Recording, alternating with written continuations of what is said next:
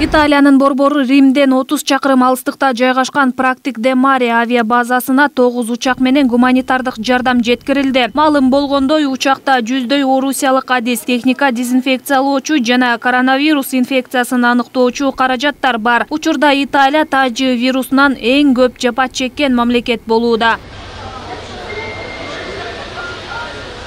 Каирдеги супермаркеттер коронавирус оорусун алдын алуу максатында улгайып калган пенсионерлерге соода кылуу үчүн атайын убакыт бөлүп берди. Анда кызматкерлер дүкөндүн кире беришинде ак халат кийип, тепловизор менен келген кардарлардын дене табын текшерип турушат. Мындан сырткары азык-түлүк салган арабалардын кармагычтары кандай жол менен дезинфекцияланып жатканын да көрүүгө болот. Көпчүлүк пенсионерлер бул сыяктуу алгылыктуу иштер жана кам көрүүлөр болуп жатса, биз өзүбүздү эркин алып жүрөбүз деп билдиришти.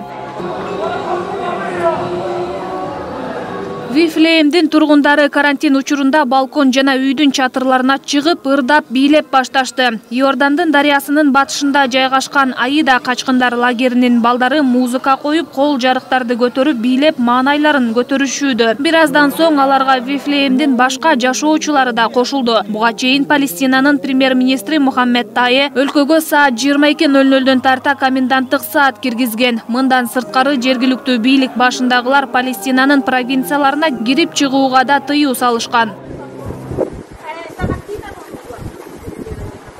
Флоренцияда ондогон адамдар тажы вирусунун алдын алуу максатында супермаркетке кирүү үчүн кезекке турушууда. Ал эми супермаркеттин башчылары сатып алуучулардын санын кыскартты. Эми азык-түлүк алуу үчүн ар бир жаран өз кезегин күтүп, аралыкты сактоого мажбур. Коронавирус чумасы өлкөдө катталып, элдерди дүрбөлөңгө салды. Мындан улам тургундар дүкөндөгү азык-түлүк текчелерин бошотуп, тамак ашка болгон суроо талап күчөдү.